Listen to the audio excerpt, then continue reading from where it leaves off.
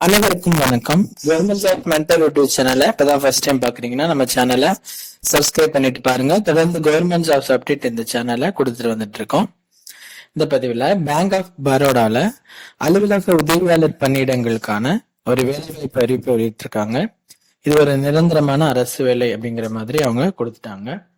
Bank of Baroda பேங்க்ல office assistant, இது வந்து பியூன் மாதிரியான வேலை அப்படின்னு சொல்லிட்டு ரெகுலர் பேசிஸ் அப்படின்னு சொல்லிட்டு அவங்களுடைய அதிகாரப்பூர்வ இணையதளத்துல வெளியிட்டுட்டாங்க. அதை பத்தின முழு விவரம் பார்க்கலாம் வாங்க. கிட்டத்தட்ட 500 காலி பணியிடங்களுக்கான ஆபீஸ் அசிஸ்டன்ட் போஸ்டுக்கு இந்த பேங்க் ஆஃப் பரோடால இருந்து வெளியிட்டு இருக்காங்க.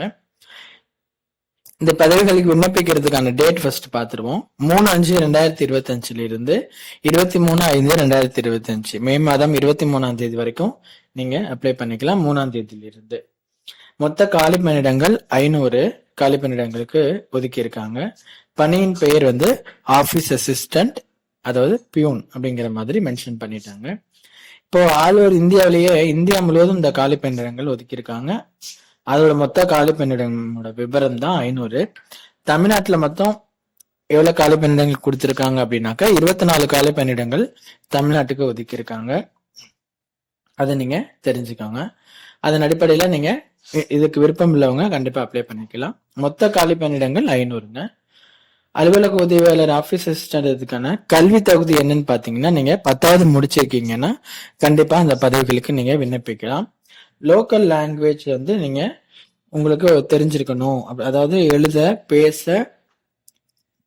படிக்க, இது எல்லாமே உங்களுக்கு லோக்கல் லாங்குவேஜ். அதாவது இப்ப நீங்க தமிழ்நாட்டுல இருந்து அப்ளை பண்றீங்க அப்படின்னா தமிழ்நாட்டுக்கு நம்ம ஸ்டேட் லாங்குவேஜ் தமிழ்.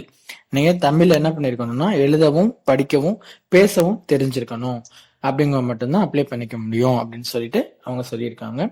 இதற்கான வயது வரம்புன்னு பாத்தீங்க அப்படின்னா 18 வயது குறைந்தபட்சமாகவும் அதிகபட்ச வயது 26 வயது அப்படிங்கிற மாதிரி அவங்க கொடுத்திருக்காங்க.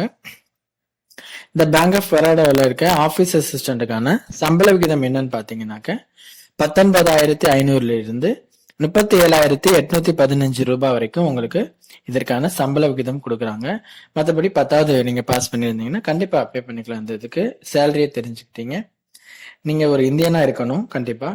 இதற்கான வயது வரம்பு பொதுவானது 18 இருந்து 26 இருந்தாலும் வயது தளர்வும் கொடுத்திருக்காங்க பாருங்க. SC ST கேண்டிடேட்ஸ்க்கு 5 வருடங்களும், OBC NCL கேண்டிடேட்ஸ்க்கு 3 வருடங்களும், BWT கேண்டிடேட்ஸ்க்கு 10 வருடங்கள் அப்படின்னு சொல்லிட்டு இது அரசு கொடுக்குற ஒரு பொதுவான வயது தளர்வு. இந்த வயது தளர்வையும் நீங்க செக் பண்ணிக்கிட்டு அதுக்கேற்ற மாதிரி உள்ளவங்க கண்டிப்பா அப்ளை பண்ணிடுங்க. 10th குவாலிஃபிகேஷன்னால நிறைய பேர் கண்டிப்பா இதுக்கு நீங்க ட்ரை பண்ணலாம். இதுல இன்னொரு முக்கியமான விஷயம் இருக்கு. இது ரொம்ப சந்தோஷமான விஷயம் கூட. அதை நான் உங்களுக்கு வீடியோட இடையில சொல்றேன் பாருங்க. இந்த விண்ணப்பிப்பதற்கான அப்ளிகேஷன் ஃபீஸ் நம்ம பார்த்துடலாம். அப்ளை பண்றதுக்கான ஃபீஸ் வந்து ஜெனரல் கேட்டகரி, EWS, OBC இவங்களுக்கெல்லாம் 600 ரூபாய் அப்ளிகேஷன் ஃபீஸும், மற்ற கேண்டிடேட்ஸ் அதாவது SC ST BWBD X serviceman அப்படின்னு சொல்லிட்டு மற்றும் பெண்களுக்கு அப்ளிகேஷன் ஃபீஸ் 100 ரூபாய் தான் அப்படிங்கிற மாதிரி விண்ணப்ப கட்டணம் எவ்வளவு அப்படிங்கறது சொல்லிட்டாங்க. பிளேஸ் ஆஃப் போஸ்டிங் உங்களுக்கு தமிழ்நாட்டிலே இருக்குங்க. இதுக்கு தேர்வு செய்யும் முறை என்ன அப்படின்னு பாத்தீங்கன்னாக்க உங்களுக்கு ஒரு ஆன்லைன் டெஸ்ட் இருக்கும். அதை தொடர்ந்து லாங்குவேஜ் டெஸ்ட் அப்படின்னு சொல்லிட்டு உங்களுக்கு ஒரு டெஸ்ட் மாதிரி வைப்பாங்க. அதாவது லோக்கல் லாங்குவேஜ் எழுத, படிக்க, பேச தெரிஞ்சிருக்குன்னு சொன்னாங்கல்ல, அதுல ஒரு டெஸ்ட் வைப்பாங்க. அதெல்லாம் கரெக்டா தெரியுதான்னு சொல்லிட்டு நீங்க ஆன்லைன் எக்ஸாம் கம்ப்ளீட் பண்ணிட்டீங்க அப்படின்னா அது உங்களுக்கு ஈஸியா போயிடும்.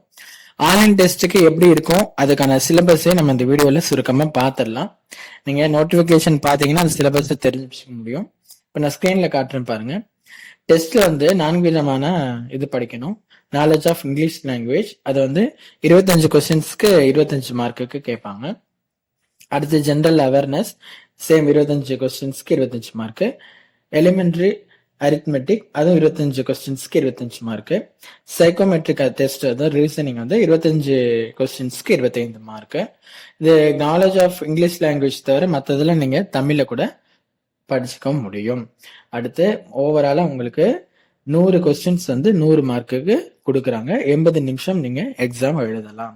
இதை நான் ஒரு சந்தோஷமான விஷயம் என்ன சொன்னேன் அப்படின்னாக்க, மீடியம் ஆஃப் எக்ஸாமினேஷன் அவங்க ஒதுக்கி இருக்காங்க. எந்தெந்த லாங்குவேஜ்ல மொழிகள்ல நீங்க தேர்வு எழுதலாம் அப்படின்னு சொல்லிட்டு தமிழ்நாட்டுக்கு பார்த்தீங்க அப்படின்னா இங்கிலீஷ், ஹிந்தி மற்றும் தமிழ் அப்படின்னு சொல்லிட்டாங்க. நீங்க தமிழ்லயே இந்த எக்ஸாம் எழுதிக்கலாங்க. இந்த 10th தகுதி இருக்கிறதுனால இவங்க தமிழ்ல தான் வைக்கிறாங்க. ரொம்பவே சந்தோஷமான விஷயம். நிறைய பேர் இதுக்கு ட்ரை பண்ணிட்டு இருப்பீங்க.